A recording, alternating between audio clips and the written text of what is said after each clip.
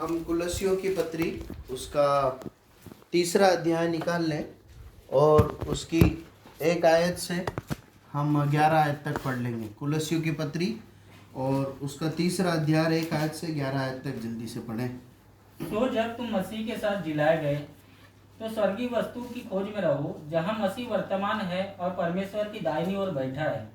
पृथ्वी पर की नहीं परंतु स्वर्गीय वस्तु पर ध्यान लगाओ, क्योंकि तुम तो मर गए और तुम्हारा जीवन मसीह के साथ परमेश्वर में छिपा हुआ है। जब मसीह जो हमारा जीवन है प्रकट हुआ होगा, तब तुम भी उसके साथ महिमा सहित प्रकट किए जाओगे।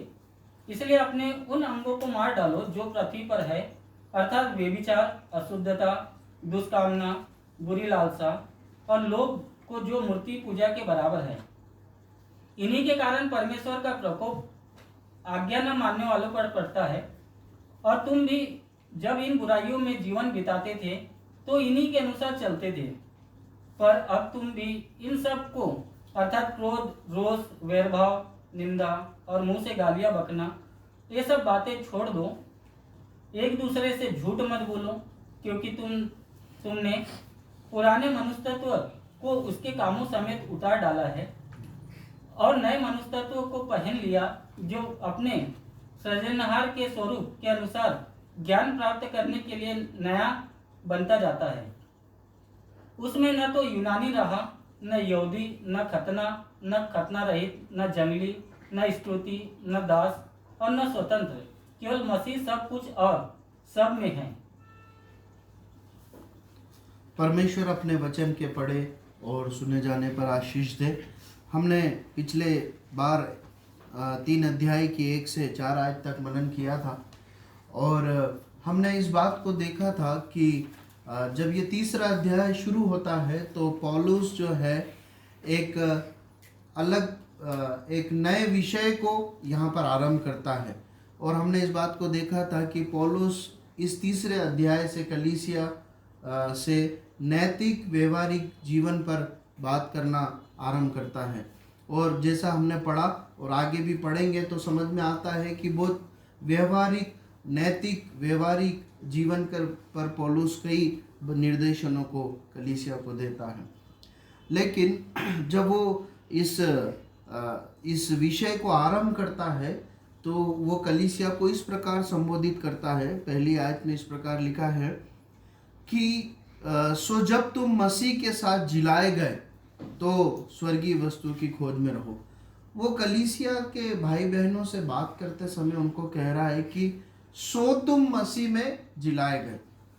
क्या इसका मतलब ये है कि वो पहले मरे हुए थे? क्या इसका मतलब ये है कि वो पहले मरे हुए थे?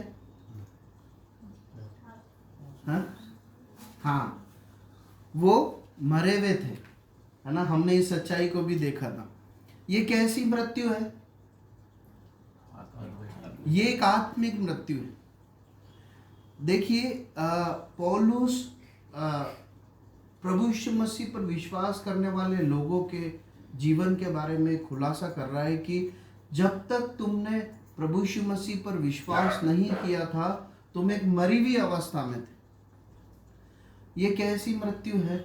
परमेश्वर का वचन बताता है कि ये आत्मिक मृत्यु है। जिस प्रकार शारीरिक मृत्यु होने से एक व्यक्ति अपनों से शारीरिक रूप से दूर हो जाता है, क्या भी कर कैसे भी करके उनका अपने जीवित परिवार वालों से मेल नहीं हो सकता, ठीक उसी प्रकार एक आत्मिक रीति से मरा हुआ व्यक्ति जिसने प्रभु यीशु मसीह पर विश्वास नहीं किया, उसका परमेश्वर से कभी मेल हो नहीं हो सकता। ये मृत्यु कैसे आई उसके जीवन में? देखिए, बाइबल की विशेषता ये है कि वो मनुष्य के जीवन के अनेक प्रश्नों का जवाब देती है, ठीक बात है। लेकिन बाइबल की सबसे बड़ी विशेषता ये है कि वो परमेश्वर के बारे में और मनुष्य के बारे में सही ज्ञान इस संसार पर प्रकट करती। अगर सरल शब्दों में कहें तो अगर किसी व्यक्ति को जीवित सच्चे परमेश्वर को के बारे में जानना है, यदि उसे सृष्टिकर्ता के बारे में जानना है, तो उसे बाइबल की ओर मुड़ना होगा। तभी वो परमेश्वर के बारे में जान पाएगा जिसे उसने बनाया है। यदि उसको अपने बारे में जानना है, परमेश्वर मुझे कैसे देखता है, परमेश्वर ने मुझे कैसा बनाया है, परमेश्वर की मेरे जीवन के लिए क्या इच्छा है, अगर उसे ये जानना है तो उसे बाइबल की ओर मुड़ना होगा, उसे बाइबल को पढ़ना होगा। बाइबल बताती है कि मनुष्य को परमेश्वर ने अपने हाथों से एक मिट्टी के पुतले के रूप में गढ़ा और उसके बाद अपना जीवन उसके अंदर फूंक कर उसे एक जीवित प्राणी बना दिया। वो परमेश्वर के साथ रहता था, लेकिन क्या हुआ, उसके जीवन में मृत्यु आ गई। कैसे आ गई? पढ़िए रोमियो की पत्री 5 अध्याय 12वीं आयत। Romans chapter 5 verse 12। रोमियो 5 का 12 जल्दी से पढ़े, जैसा पिछले दिनों बताया गया। इसलिए जैसा एक मनुष्य के द्वारा पाप जगत में आया और पाप के द्वारा मृत्यु आई, और इसी रीति से मृत्यु सब मनुष्यों में फैल गई, इसलिए कि सब ने पाप किया। एक मनुष्य के द्वारा पाप जगत में आया। देखिए, सीधे मृत्यु नहीं आई मनुष्य के जीवन में। मृत्यु के आने से पहले कुछ आया है। क्या आया है? पाप आया है। और पाप किस बात को लेकर आया है? मृत्यु को लेकर आया है। देखिए, यद्यपि ये हम थोड़ा सा विषय से अलग बात की ओर जा रहे हैं, लेकिन इस प्रकार से मुझे अगुवाई हुई कि जब परमेश्वर का वचन इस बात को बताता है कि एक व्यक्ति जिसने प्रभु यीशु मसीह पर विश्वास नहीं किया है, यद्यपि वो खाता है, पीता है, चलता है, सोचता है, लेकिन परमेश्वर की दृष्टि में वो मृतक अवस्था में है, या वो एक ऐसी अवस्था में है जहाँ पर परमेश्वर से दूर है, तो ये सच्चाई पर हमें मनन करना जरूरी है कि ये मृत्यु की अवस्था कैसे आई और कैसे एक व्यक्ति इसमें से निकल सकता है। उत्पत्ति की पुस्तक को पढ़ें। उत्पत्ति की पुस्तक 2 अध्याय और उसकी 16 और 17 है।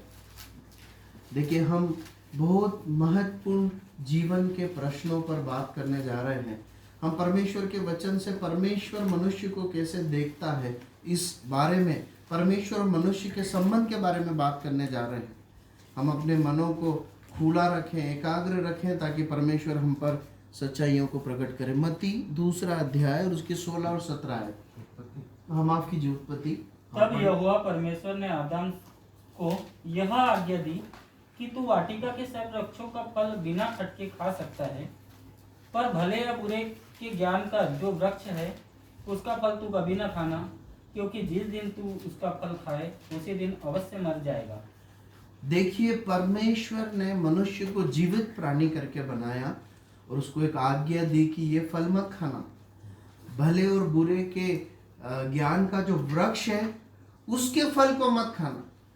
बहुत सारे फल वहां पर खाने के लिए है, परंतु मैं जिसे मैंने वर्जित कर दिया तेरे लिए, वो मत खाना। अगर तूने खा लिया तो मर जाएगा, निश्चय मर जाएगा। अगर नहीं खाएगा तो निश्चय तू जीवित अवस्था में रहेगा। अब क्या हुआ देखिए, 3 अध्याय उसकी 1 से 6 आयत पढ़िए। यहोवा परमेश्वर ने जितने बनेले पशु बनाए थे उन सब में सर्प धूर्त था। उसने स्त्री से कहा, क्या सच है कि परमेश्वर ने कहा तुम इस वाटिका के किसी वृक्ष का फल ना खाना? स्त्री ने सर्प से कहा, इस वाटिका के वृक्षों का फल हम खा सकते हैं, पर जो वृक्ष वाटिका के बीच में है उसके फल के विषय में परमेश्वर ने कहा है कि ना तो तुम उसको खाना और ना उसको छूना, नहीं तो मर जाओगे। तब सर्प ने स्त्री से कहा, तुम निश्चय ना मरोगे, वरन परमेश्वर आप जानता है कि जिस दिन तुम उसका फल खाओगे उसी दिन तुम्हारी आंखें खुल जाएंगी और तुम भले बुरे का ज्ञान पाकर परमेश्वर के तुल्य हो जाओगे। अतः जब स्त्री ने देखा कि उस वृक्ष का फल खाने के लिए अच्छा और देखने में मनभाव और बुद्धि देने के लिए चाहने योग्य भी है, तब उसने उसमें से तोड़कर खाया और अपने पति को भी दिया और उसने भी खाया। अब यहाँ पर हम परमेश्वर की आज्ञा का उल्लंघन करते हुए प्रथम पुरुष जो आदम है और उसकी पत्नी हवा को देखते हैं। यहाँ पर शैतान जो है परमेश्वर का शत्रु है, वो आकर आदम और हवा को, माफ कीजिए, हवा को वो इस प्रकार कहता है, उसको बहकाता है अपनी बातों में। क्या सारे फल खाने को मना किया है? हवा कहती नहीं, सब फल खा सकते हैं, इसे मत खाना। वो अपने तरफ से और थोड़ा गंभीरता दिखाती है कि इसे छूना भी मत।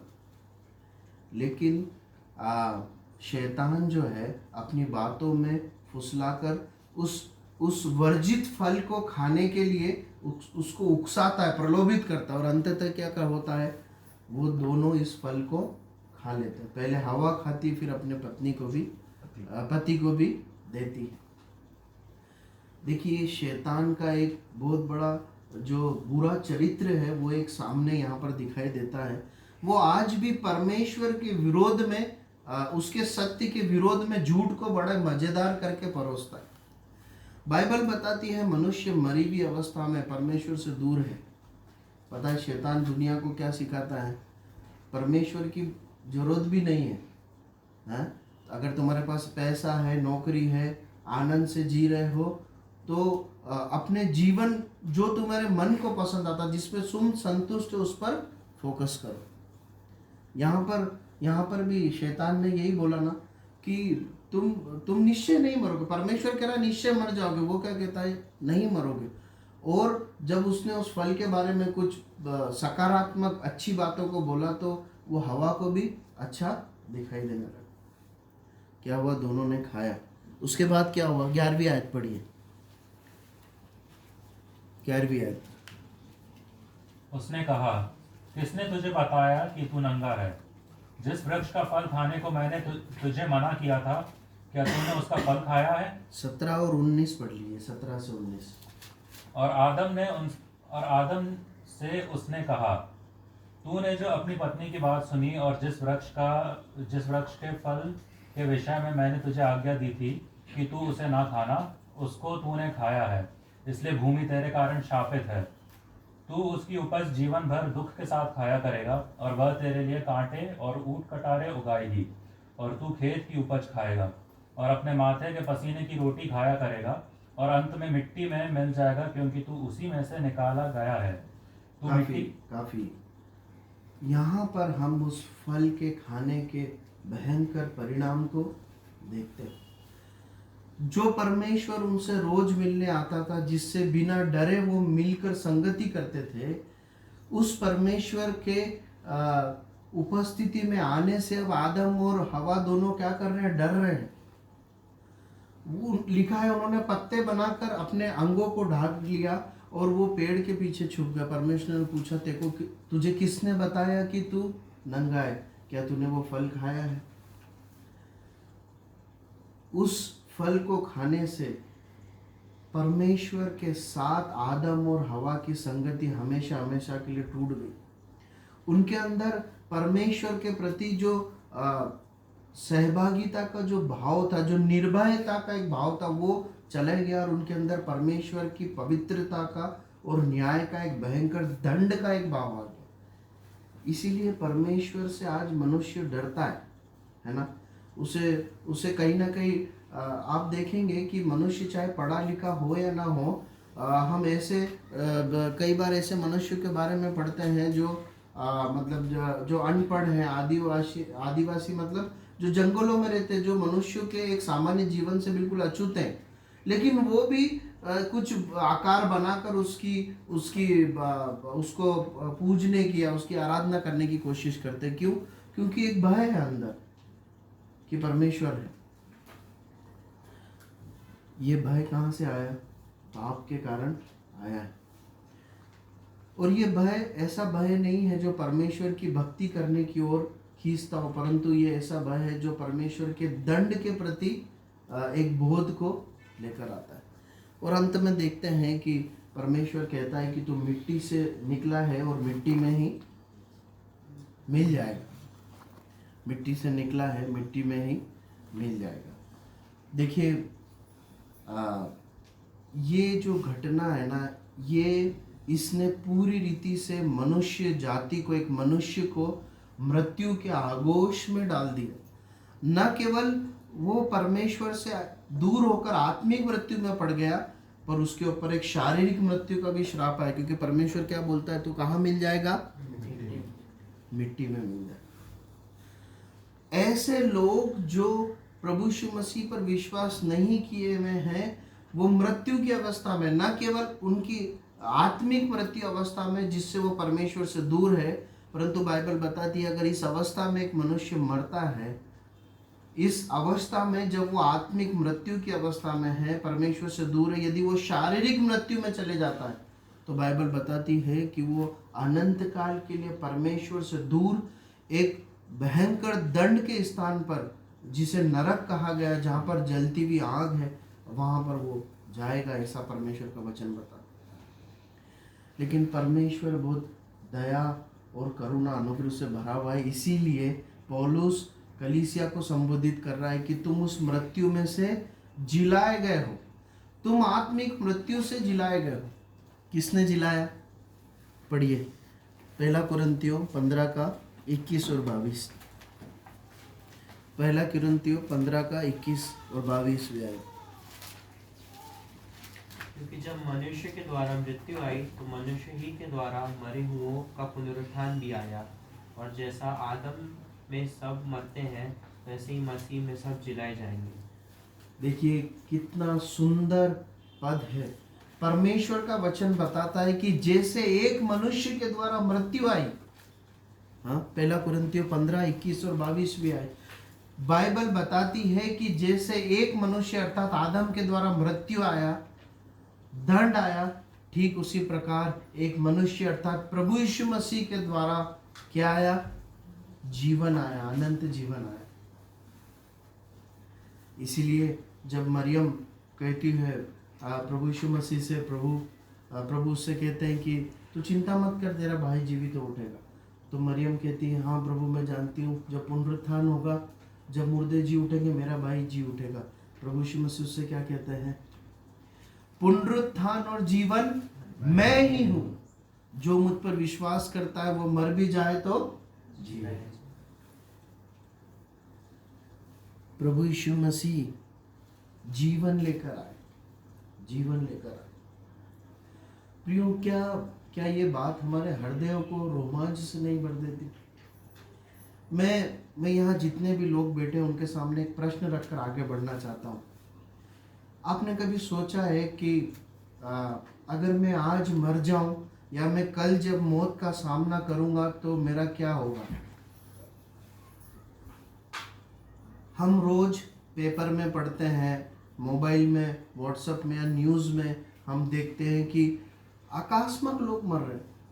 कोई सुसाइड के द्वारा मर रहा है, कोई एक्सीडेंट के द्वारा मर रहा है, किसी ने किसी को मार दिया, कोई बीमारी से मर गया। हम रोज पढ़ते हैं। मैं रोज न्यूज़पेपर की हेडलाइंस पढ़ता हूँ, मतलब शायद ही कभी ऐसा होता होगा कि मैं न्यूज़पेपर नहीं पढ़ता हूँ। मैं देखता हूँ कि हर दिन कोई ना कोई मरा है। मैं आपके सामने एक प्रश्न रखना चाहता हूँ, अगर आप मर जाएंगे तो क्या आपको इस बात का निश्चय है कि आप सुरक्षित हैं? बाइबल बताती है कि एक व्यक्ति जिसने प्रभु यीशु मसीह पर विश्वास नहीं किया, वो एक भयंकर असुरक्षित अवस्था में, उसके ऊपर परमेश्वर के विरुद्ध पाप करने की सजा, जो अनंत दंड है, वो उसके ऊपर है। अगर ये बात सच्चाई नहीं होती तो प्रभु यीशु मसीह जो परमेश्वर है, मनुष्य देह लेकर इस धरती पर कभी जन्म नहीं लेते। मैं बताना चाहता हूँ कि प्रभु यीशु मसीह कोई धर्म चलाने नहीं आया, है ना। ये आजकल का ट्रेंड है। मैंने इस बात को नोटिस किया है कि आजकल ऐसा कुछ माहौल बन गया है कि कोई मनुष्य कुछ समय तक बहुत अच्छा कुछ अचीवमेंट हासिल कर लेता है, चाहे वो धार्मिक गतिविधियों में अच्छा काम करे या कुछ और, तो बहुत आसानी से उसको एक भगवान का दर्जा देके, ईश्वर का दर्जा देके, उसके लिए एक भवन बनाकर उसको पूजना शुरू कर देते। प्रभु यीशु मसीह यहाँ पर इस धरती पर इसलिए नहीं आए कि लोग उनके नाम का एक भवन बनाकर, मंदिर बनाकर या चर्च बनाकर या उसके नाम की कुछ पुस्तकें लिखकर उसका प्रचार करें। नहीं, प्रभु यीशु मसीह इस प्रकार कहते हैं कि मैं इसलिए आया हूँ कि मनुष्य जीवन पाए और बहुतायत का जीवन पाए। प्रभु यीशु मसीह इस प्रकार कहते हैं अपने शिष्यों को जब वो इस धरती पर थे कि मैं इसलिए इस धरती पर आया हूँ कि मैं बहुतों की छुड़ौती के लिए, मतलब बहुत सारे लोगों को पाप से छुड़ाने के लिए अपना जीवन बलिदान कर दूं। और ये कार्य उन्होंने कलवरी के क्रूस पर पूरा किया। देखिए एक और आयत पढ़िए, पहला पतरस 3 का 18। पहला पतरस 3 का 18 पढ़िए, क्या लिखा है?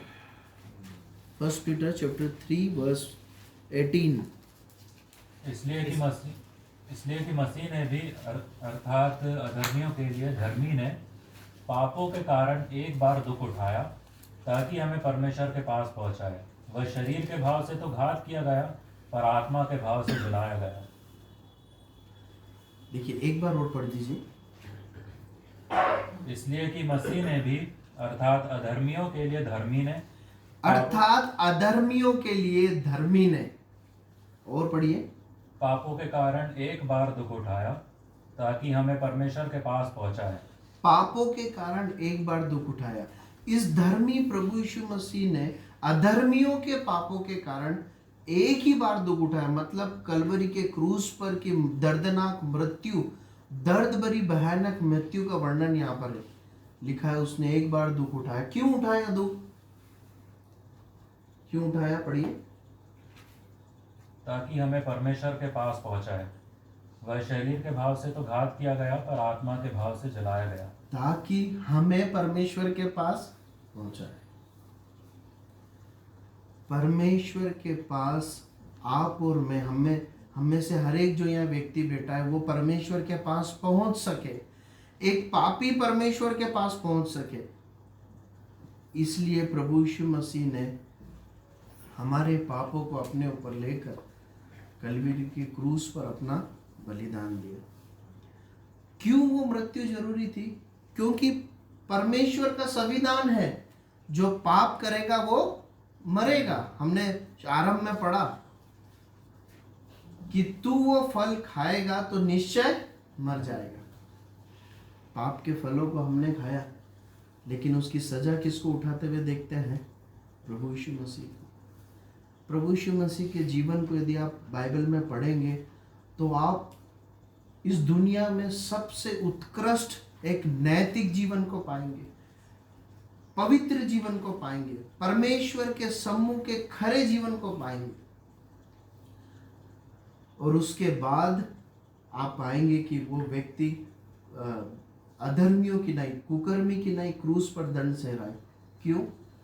क्योंकि उसके बारे में इस प्रकार लिखा है कि ये परमेश्वर का वो मेमना है जो जगत का पाप अपने ऊपर उठाकर ले जाता है। प्रिय, इस वचन के माध्यम से मैं आज आपको बताना चाहता हूं कि आपके पापों के लिए प्रभु यीशु मसीह क्रूस पर मरा है। उसके अलावा प्रभु यीशु मसीह को इस धरती पर आने की कोई आवश्यकता नहीं थी। वो केवल आपके पापों के लिए इस धरती पर आए और आपके पापों को अपने ऊपर लेकर क्रूस पर मर गए। वो जो दंड थी, वो सजा उन्होंने अपने ऊपर ले लिया। अब एक व्यक्ति, इसलिए कि प्रभु यीशु मसीह उसके पापों के लिए मारे गए, इतिहास गवाह और वचन बताता है कि वो गाड़े गए और वो तीसरे दिन जीवित हो उठे। इसलिए कि वो जीवित हैं, उन्होंने पाप का पूरा दंड भर दिया। अब एक व्यक्ति क्या पा सकता है? उनके बलिदान के द्वारा, उनकी मृत्यु के द्वारा एक नया जीवन पा सकता है। बाइबल बताती है कि यदि एक व्यक्ति, चाहे वो पुरुष हो, चाहे वो महिला हो, चाहे वो बच्चा हो, चाहे वो जवान हो, चाहे वो बुजुर्ग हो, उसे इस बात को अंगीकार करना होगा कि मैं एक पापी व्यक्ति। देखिए, कई बार ये मानने में कठिनाई है, लेकिन परमेश्वर का संविधान बताता है कि सब ने पाप किया और परमेश्वर की महिमा से रहित है। यदि एक व्यक्ति ये मान लेता है कि मैं एक पापी हूँ और वो प्रभु यीशु मसीह के पास आकर कहता है, प्रभु मुझे तो नरक दंड में, अनंत मृत्यु में मर जाना चाहिए था, पर आप मेरे पापों के लिए मरे, आप मेरे पापों के बदले मारे गए, आप मेरे पापों के बदले में क्रूस पर भयंकर दंड सहे, आप गाड़े गए और जी उठे। मैं अपने पापों की माफ़ी मांगकर अपना जीवन आपको समर्पण करता हूँ। मैं इस बात पर विश्वास करता हूँ कि आप मेरे पापों के लिए वहाँ मरे हैं और मुझे जीवन देने आए। मैं आपसे नया जीवन मांगता हूँ। मैं आपसे, आपको, ईश्वर को मांगता हूँ। मैं आपको परमेश्वर के वचन के आधार पर बताना चाहता हूँ कि परमेश्वर आपको नया जीवन दे। परमेश्वर के वचन में इस प्रकार लिखा है कि वो अपनों के घर आया परंतु उसके अपनों ने उसे ग्रहण नहीं किया, परंतु जितनों ने उसे ग्रहण किया प्रभु यीशु मसीह ने उन लोगों को परमेश्वर के संतान होने का अधिकार दिया है। बाइबल बताती है परमेश्वर ने जगत से ऐसा प्रेम किया कि उसने अपना एकलौता पुत्र, मतलब जिस परमेश्वर को दुनिया खोज रही है, जिस परमेश्वर के लिए दुनिया बेचैन है, कभी किसी बात में कभी किसी बात में उसे खोजती है, बाइबल बताती है उसी परमेश्वर ने अपने एक लौते बेटे को इस धरती पर भेजा ताकि जो कोई उस पर विश्वास करे, क्या विश्वास करना है कि वही परमेश्वर का बेटा है और वही पाप क्षमा दे सकता है और वही जीवन दे सकता है, ये विश्वास करना है। उसको अपना प्रभु परमेश्वर विश्वास करना। अगर ये विश्वास करेंगे तो बाइबल बताती है वो नाश नहीं होगा परंतु अनंत जीवन पाएगा, अनंत जीवन पाएगा। परमेश्वर सहायता करे कि हमें से हर एक जो यहाँ बेटा उसका निश्चय हो कि अनंत जीवन मेरा है। कुलस्सियों की पत्री 3 अध्याय में हम पुनः आ जाते हैं। पौलुस कहता है तुम मसीह के साथ जिलाए गए तो स्वर्गीय वस्तुओं की खोज में रहो जहां मसीह वर्तमान है। आज अभी हम सुन रहे थे यीशु मसीह क्रूस पर मरे एक समय पर, लेकिन आज कहाँ है? स्वर्ग में जीवित होकर विराजमान है। और बाइबल बताती है कि अब जिन्होंने प्रभु यीशु मसीह पर विश्वास किया, जिन्होंने मृत्यु पर जय पाई है, उन्हें स्वर्गीय वस्तुओं की खोज में लगना है। उनका मन आत्मिक बातों में होना चाहिए, ऐसा लिखा है। और उसके बाद ये भाग आरंभ होता है जहाँ पर वो अशुद्धता 5वीं आयत से वो अशुद्धता के अंगों को मार डालने की बात कहता है। 5वीं आयत में इस प्रकार लिखा है, इसलिए अपने उन अंगों को मार डालो जो पृथ्वी पर है। और उसके बाद वो कई नैतिक बुराइयों की चर्चा करता है। एक अंतिम बात देखकर समाप्त करेंगे जो प्रभु यीशु मसीह पर विश्वास करने वालों के लिए है। इसका 2 अध्याय और उसकी 20 आयत से एक बार 23 आयत तक पढ़ लीजिए। जबकि तुम मसीह के साथ संसार की आदि शिक्षा की ओर से मर गए हो, तो फिर क्यों उनके समान जो संसार के हैं जीवन बिताते हो? तुम ऐसी विधियों के वश में क्यों रहते हो कि यह न छूना, उसे न चखना और उसे हाथ न लगाना, ये सब वस्तुएं काम में लाते लाते नष्ट हो जाएंगी, क्योंकि ये मनुष्यों की आज्ञाओं और शिक्षाओं के अनुसार है। इन विधियों में अपनी इच्छा के अनुसार गढ़ी हुई भक्ति की रीति और आत्महीनता और शारीरिक योगाभ्यास के भाव से ज्ञान का नाम तो है, परंतु शारीरिक लालसाओं को रोकने में इनसे कुछ भी लाभ नहीं होता। देखिए, परमेश्वर का वचन बड़ी खराई से और सीधा सीधा कुछ सच्चाइयों को मनुष्य के सामने लाकर रखता है। परमेश्वर का वचन बताता है कि भक्ति ये नहीं है कि ये मत खाओ, वो मत खाओ, वहां मत जाओ, ये मत जाओ, ये दिन श्रेष्ठ है तो ये दिन ऐसा है। ये भक्ति नहीं है। बाइबल बताती है कि भक्ति ये नहीं है कि हम कुछ शारीरिक योगाभ्यास करें, है ना। मनुष्य परमेश्वर की भक्ति करने के लिए बहुत सारे योग करता है ना। अपने आप को कई बातों में साधने की कोशिश करता है। पता है बाइबल क्या कहती है? बाइबल इस प्रकार कहती है कि ये मनुष्यों की द्वारा गढ़ी गई भक्ति है। इन विधियों में अपनी इच्छा के अनुसार गढ़ी हुई भक्ति और रीति 23वीं आयत में साफ लिखा है। मनुष्य ने परमेश्वर की भक्ति करने के लिए अपने रास्तों को बना लिया है। परमेश्वर को वो रास्ते पसंद नहीं, परमेश्वर को वो रास्ते नहीं चाहिए। इसीलिए परमेश्वर ने अपने वचन में लिखा है कि तुम्हारे धर्म के काम जो तुम मेरे नाम से करते हो मेरे लिए मैले चिथड़े के समान है, गंदे कपड़े के समान है, घर में जिससे पोछा लगाया जाता है। हम जो जिसे भक्ति का नाम करके पुकारते हैं, परमेश्वर कहता है वो मेरे लिए सामने घृणित है। पता है भक्ति किसके लिए है? भक्ति उन पापी लोगों के लिए जिन्होंने अपने पापों को मानकर प्रभु यीशु मसीह से अपने पापों को धुलवा कर एक नया जीवन पाया है। यहाँ पर पौलुस कहता है कि इन योगाभ्यास से, शारीरिक साधना से कोई लाभ नहीं है, लेकिन ठीक वहीं पर 3 अध्याय में विश्वासियों को बोलता है कि अपने अंगों को मार डालो। उनको वो सिखा रहा है क्या? कि अपने अंगों में, अपनी आँखों और विचारों में पवित्र रखना।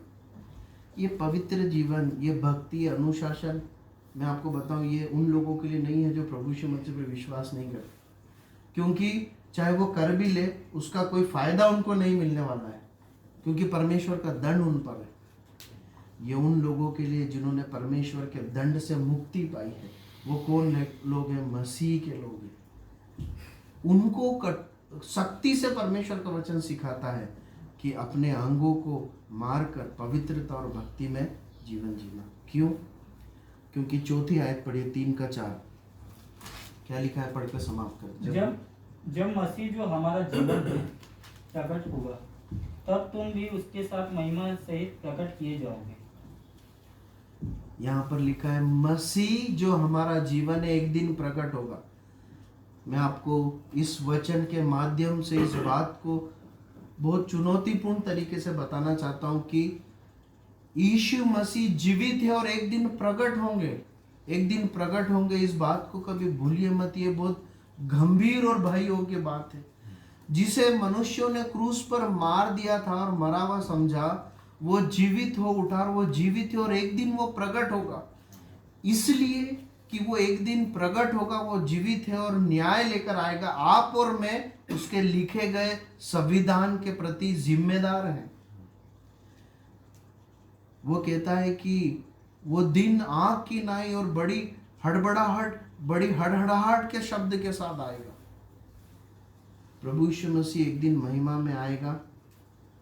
जो उस पर विश्वास करते हैं वो उसके साथ अनंत काल में राज्य करेंगे। लेकिन बाइबल बताती है जो उस पर विश्वास नहीं करते हैं वो अनंत दंड भोगेंगे। परमेश्वर किसी को दंड नहीं देना चाहता। प्रियो, मैं आपको बताना चाहता हूँ, बाइबल का परमेश्वर बहुत दयालु, प्यार करने वाला और अच्छा परमेश्वर है। वो किसी को दंड नहीं देना चाहता, इसलिए उसने अपने बेटे को दंड दिया। लेकिन जो उसके बेटे के दंड सहने को, उसकी मृत्यु का तिरस्कार करके उसे ठुकराएगा ना, वो दंड से अपने आप को बचा नहीं पाएगा। जब प्रभु यीशु मसीह जीवित सामने खड़े होंगे या मृत्यु के द्वारा आप इस धरती में अपने शरीर को छोड़ देंगे, तब आपके पास कोई समय नहीं होगा पश्चाताप करने का। यदि तब आप परमेश्वर के चरणों में झुकेंगे तो आपको आपके पापों से उद्धार मिल नहीं सकता, क्योंकि उद्धार विश्वास से परमेश्वर के वचन के द्वारा आज आपको पाना है। परमेश्वर सहायता करे इसके इन वचनों पर विश्वास करके अपना जीवन प्रभु को देने के लिए परमेश्वर हमारे हृदयों में आँख दे, कायल करे हमें और उस ओर हम समर्पण करने के लिए मदद करे। और जिन्होंने प्रभु पर विश्वास किया है उन्हें पवित्रता और भक्ति में जीने के लिए समर्पण करने के लिए मदद करे। प्रभु के नाम की महिमा।